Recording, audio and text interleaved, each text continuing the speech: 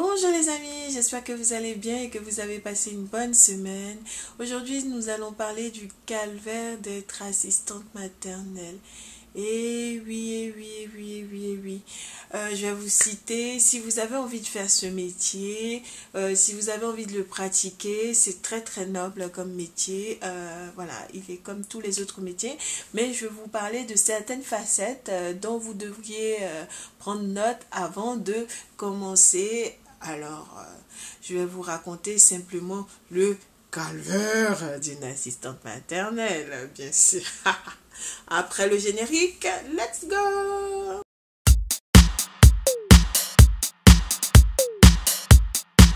Donc, dans un premier temps, vous imaginez bien qu'il ne s'agit pas d'enfants, il ne s'agit pas le calvaire, j'entends pas par là s'occuper des enfants, j'entends pas par là passer du bon temps avec eux, s'amuser, leur faire découvrir plein d'activités créatives, aussi bien intellectuelles que manuelles. Je ne vous parle pas du chant, de l'entretien basique, quoi. Je ne vous parle pas de ça parce que ça, franchement, c'est plaisant. C'est tout ce qu'il y a autour. En fait, c'est de ça que je vais vous parler aujourd'hui, là, maintenant.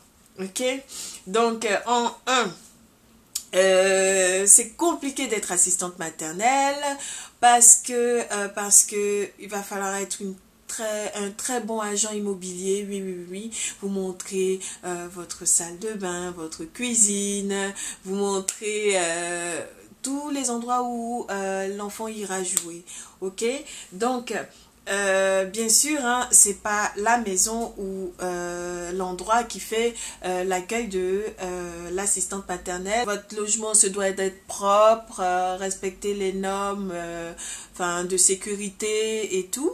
Il y a certains parents qui ont qui ont la réflexion de dire bon, l'enfant il va pour jouer, l'enfant il va je vais pas acheter cette maison bien sûr, mais mon enfant il va pour jouer, se dégourdir. Mais il y en a d'autres, franchement, c'est en fonction de je suis désolée, mais bon, vous n'êtes pas là pour acheter la maison de l'assistante maternelle, vous êtes là pour poser votre enfant. Donc tout ce qui doit vous intéresser, c'est l'hygiène et voilà, l'hygiène et les normes de sécurité. Voilà. Le reste, franchement, on n'est pas là pour des comparatifs et tout. Mais quand vous voulez faire assistante maternelle, il faut être prête à ça, ok? À vous faire évaluer à chaque visite, à vous faire évaluer en fonction des gens que vous recevez. Bon, moi j'ai eu la chance, hein, les gens avec qui j'ai travaillé, jusque-là, j'ai pas eu ce genre de réflexion, mais pas toutes mes collègues, ok? Donc, voilà. En deux, il faut être une bonne assistante administrative depuis la rédaction des contrats jusqu'aux autorisations de sortie avec les enfants. Bon, généralement, ce sont les parents qui s'occupent de cette phase-là, mais bon, il y a des assistantes maternelles aussi qui aiment bien le faire, donc faut s'y connaître là-dedans. Après, on a des logiciels, des sociétés en fait privées qui vous proposent un suivi qui vous propose de vous aider dans la rédaction des contrats, tout ça. Donc, Topasmat, paye ta pub. Allez, vous me faites un chèque après, un Topasmat. Hein. Vous m'envoyez le chèque là au nom de 1. Voilà, parce que je fais pas la pub gratos. Non, je rigole. Ou sinon, mis à part les sociétés privées, vous pouvez aller voir directement, normalement, le RAM et le relais d'assistante maternelle vous aidera à faire le contrat, soit en tant qu'assistante maternelle, soit en tant que parent employeur, comme vous voulez. Moi, en tout cas, perso, je fais mes contrats toute seule grâce à une société privée. Et puis même, je pense que on peut les faire soi-même en fait. Moi je fais appel à une société privée parce que des fois en fait pour certains calculs fiscaux, j'ai besoin d'avoir des dates antérieures, voilà. j'ai besoin d'avoir la somme des dates antérieures et donc forcément une entreprise a les archives conservées depuis 3 4 ans, 10 ans, voilà. C'est pour ça en fait que je le fais. Sinon, c'est pas parce que c'est pas facile de faire un contrat. C'est très très facile de faire un contrat, mais bon, des fois on déménage, on perd des documents et quand on a une entreprise à côté qui a une grosse archive qui peut vous redonner les informations dont vous avez besoin, je vous cache pas que c'est très très plaisant. Enfin bref, je ferme la parenthèse. En 3. Il faut savoir que votre métier dépend de tous les membres de votre famille. À savoir, votre métier, vous êtes évalué, enfin, ils vont vous demander des casiers judiciaires de tous les membres de votre famille qui vivent de façon permanente dans votre domicile, les membres de votre famille et les membres qui vivent de façon permanente. Voilà, donc au cas où il demande ça, au cas où vous auriez Michel Fourniret dans les parages, voyez, hein, ça permet d'éviter de mauvaises surprises. Ouf, pardonnez, excusez-moi la maladresse du propos. Enfin bref, donc voilà. Et aussi, soyez prêts à avoir le regard inquisiteur de tout le monde, je dis bien tout le monde, même ceux qui ne savent pas enlever les crottes de nez de leurs enfants, vous auront quelque chose à vous dire. Oui. Une personne lambda qui est dans son entreprise, elle est soumise aux autorités, enfin aux règles de son entreprise. Dès qu'elle sort de l'entreprise, c'est fini. Nous, c'est tout le temps, c'est tous les jours, à chaque seconde, dès qu'on est au parc, dès qu'on est quelque part, dès qu'un enfant pleure, vous avez tous ces radars qui se lèvent. Y aurait-il pas de la maltraitance? Y aurait-il pas ceci, ces regards suspicieux, ces regards qui veulent aller scruter le moindre geste? Voilà, ces regards, ces radars. Oh, les gens, calmez-vous. Vos blessures d'enfance, c'est pas tout le monde. Bien sûr, il y a des cas, voilà, il y a eu des cas de maltraitance, il y a eu des vidéos qui ont circulé, mais tous les enfants ne sont pas victimes quand ils pleurent de maltraitance. Donc, s'il vous plaît, calmez-vous. Voilà, vos blessures d'enfant, je suis désolée de le dire, mais voilà, il faut aller voir un psy et puis ne pas généraliser votre cas. Parce que des fois, c'est juste une sucette qui est tombée, la nourrice, enfin l'assistante maternelle ne voulant pas donner directement cela à l'enfant, et ben elle se voit contrainte à des pleurs. On demande, oui, il faut que l'enfant fasse son immunité, mais bon, le staphylocoque doré, on s'immunise pas de ça, on en meurt. Donc voilà. Donc, je sais pas, moi, c'est un exemple parmi tant d'autres. Bien sûr, on n'est pas dans des cas où on est confronté au staphylocoque doré, mais ce que je veux dire par là, c'est que entre le pleur d'un enfant et voilà, on scrute votre personnalité. Est-ce que vous êtes du genre très très avenant à discuter avec les gens? On vous observe.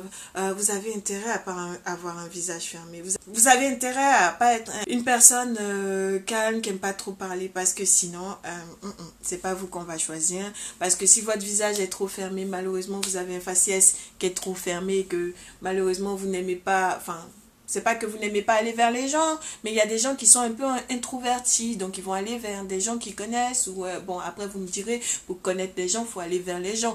Oui, je suis d'accord, mais il y a des gens, franchement, qui n'ont pas envie de faire de faux semblants. Donc, laissez ces personnes vivre, quoi. Laissez ces personnes travailler. Et puis, si vous n'avez pas envie de les choisir, ne les choisissez pas, mais n'allez pas, voilà, leur casser du sucre sur le dos du fait de leur faciès.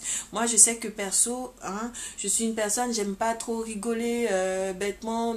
Un truc, quand je vais rigoler, je veux vraiment que ça me fasse rigoler. Voilà, je peux être dans une assemblée, quelqu'un raconte quelque chose, ça me fait pas rire, je rigole pas. Voilà, c'est tout.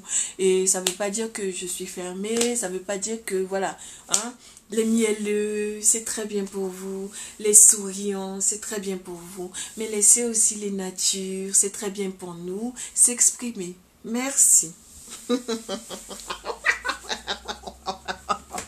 Voilà, moi je fais mes délires devant ma caméra et puis voilà, pour mes intimes quoi, pas devant tout le monde. Voilà, si pour ça je perds des contrats, et ben tant pis. On juge pas les personnes à l'apparence, on juge les personnes en fonction de ce qu'elles sont réellement. Il faut être aussi une bonne assistante sociale, c'est-à-dire savoir écouter les problèmes des gens, mais sans aller faire la pipelette, parler, parce que vous êtes tenu au secret professionnel pour certains éléments, par exemple, de la vie des personnes avec qui vous travaillez. Vous n'allez pas étaler la vie d'un parent, ça c'est hors de question. Voilà, la logique même, au-delà même du fait que vous soyez soumis au secret professionnel, la logique voudrait que quand vous accueillez quelqu'un, vous n'alliez pas étaler toute sa vie dehors. Vous n'avez pas le droit de faire ça. Voilà, de quel droit vous vous permettez de faire ça, quoi. Donc au cas où vous êtes une pipelette, revoyez un peu, voilà, cherchez d'autres issues de boulot. Sinon, moi je trouve que une pipelette, si tu arrives quand même à fermer ta petite bouche, tu peux travailler dans ce domaine. Ah oui, le passif historique. Le passif historique. Le passif historique. Ah oui, oui, oui, oui, oui. Ça dépend. Bon, la personne caucasienne de base n'aura pas tellement de soucis parce que dans l'éducation à l'occidentale, il n'y a pas ces histoires de chicotte, la chicotte, tu vois. Alors que moi, par exemple, le passif historique fait que, avec le relais des comédiens et comédiennes qui n'ont pas arrêté de dire bon, j'en connais plein de stars noires ou maghrébines qui sortent ouais, mes parents m'ont frappé, mes parents m'ont chicoté. Oh, ça c'est de la comédie de 1. Et de 2, c'est pas tous les Africains qui se sont fait taper. Donc s'il vous plaît, évitez de généraliser. Je vous en prie, évitez de généraliser parce que j'ai cru comprendre par un certain psychologue dont je ne saurais le nom. Apparemment, les personnes qui ont été brutalisées dans leur jeunesse reproduisent le comportement sur les enfants sur leurs enfants ou auront tendance à reproduire ces comportements sur les enfants qu'ils accueillent. C'est pas tout le monde, s'il vous plaît. C'est pas tout le monde, ok? Donc, vos blessures d'enfance, c'est ce que je dis, vraiment, vos blessures d'enfance, faut les garder pour vous. Voilà. Et puis surtout, allez voir un psy. C'est pas pour être méchante parce que c'est pas la vocation de cette vidéo, mais vraiment, on est dans un métier où c'est déjà assez difficile. On a déjà des pressions de toutes sortes. Voilà, on a la PMI qui veille à ce que tout soit voilà, parfait chez nous pour l'accueil des enfants. Elle peut faire des visites surprises, voilà. Bon, moi je pense que on est scruté à la loupe. Moi je pense que c'est parce que par exemple, je fais du YouTube, mais en journée, voilà, je vais pas aller sur ma page YouTube pour voilà. Je vais le faire peut-être pendant la sieste des enfants, mais je vais pas le faire voilà. Et quand j'ai le temps. Quand j'ai du temps, mais je ne ferai pas machinalement parce que ne sait-on jamais, ok. Donc on est déjà assez surveillé, donc faut éviter de nous mettre la pression. Je pense que dans la plupart des personnes qui critiquent ce travail, il n'y en a pas qui seraient capables d'accueillir des enfants comme nous. Il n'y en a pas beaucoup. Il n'y en a pas beaucoup. Donc, en gros, en récap, pour faire ce métier, il faut avoir une famille parfaite. Il faut être prêt à subir l'inquisition et la surveillance de tout le monde. Vos relations personnelles sont scrutées à la loupe. Votre passif historique va déterminer vos contrats. Il faut être une bonne assistante administrative. Il faut être également une bonne assistante sociale. Et je crois que j'ai fait le tour. Voilà. Si tu es prêt à subir tout ça, alors tu peux rejoindre le clan, moi j'appelle ça le gang très fermé des assistantes maternelles, des assistantes maternelles bienveillantes. Après, qu'est-ce que c'est que la bienveillance? Est-ce que c'est faire semblant d'être bienveillant ou être vraiment bienveillant au fond? Voilà, c'est ça, telle est la question. Ok, donc voilà, quand les gens choisissent de faire ce métier, faut savoir que c'est pas pour de l'argent, ok, parce qu'il y a plein de... Moi, mon cas perso, j'ai eu à faire plein d'autres boulots et c'est moi personnellement qui ai voulu faire ça parce que c'était très bien payé à côté, mais bon, entre être bien payé et être valorisé dans ce qu'on fait. Moi, je parle pas de la valeur que certains métiers donnent par rapport au regard des gens. Moi, je parle de la valeur qu'on s'en sent tirer, que en tant que personne, on se dit, voilà ce que j'apporte à tel enfant, voilà ce que je donne, voilà ce que je fais fi de ma personne, je donne du moi à un enfant, et voilà, je lui donne avec ses parents, on l'aide à démarrer sa vie. Ça n'a pas de prix, quoi. Ça n'a pas de prix. Ça n'a pas de prix. Après, c'est vrai que quand on débute, on n'a pas le flair.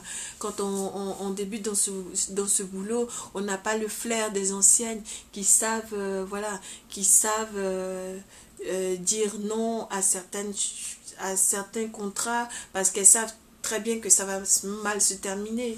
On n'a pas ce flair quand on débute. Donc ça, ce sont des erreurs qui peuvent arriver. Mais j'ai envie de vous dire comme dans tous les autres boulots, quoi. J'ai envie de vous dire comme dans tous les autres boulots. Mais une fois que, voilà, on a ce flair, il n'y a pas mieux, quoi. Il n'y a pas mieux comme travail, quoi. Enfin, voilà. Donc, vous toutes qui avez envie de faire ce métier et qui êtes bloqués du fait du regard des autres, machin, non, franchement, faut arrêter parce qu'il y a plein d'autres avantages. J'ai pas envie d'en parler là, mais non, parce que, voilà, après, il y aurait trop de gens sur le marché. Voilà, donc, non, voilà. Donc, je vous dis, j'espère que cette vidéo vous aura été constructive. Hein. Voilà.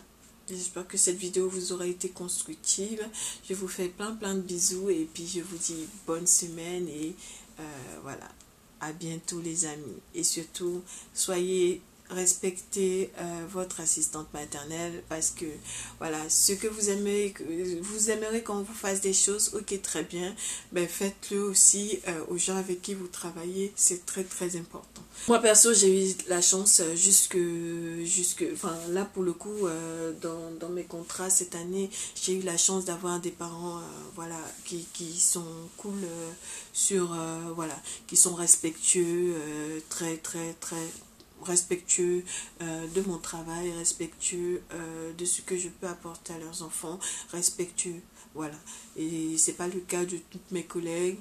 Donc bon, après moi aussi j'ai eu des cas foireux, hein, voilà, j'ai eu des cas foireux, par exemple des gens à qui vous faites du bien et qui vont raconter autre chose, ou voilà, bon, après, qu'est-ce que vous voulez, c'est la vie, c'est la vie, on peut pas plaire à tout le monde, voilà.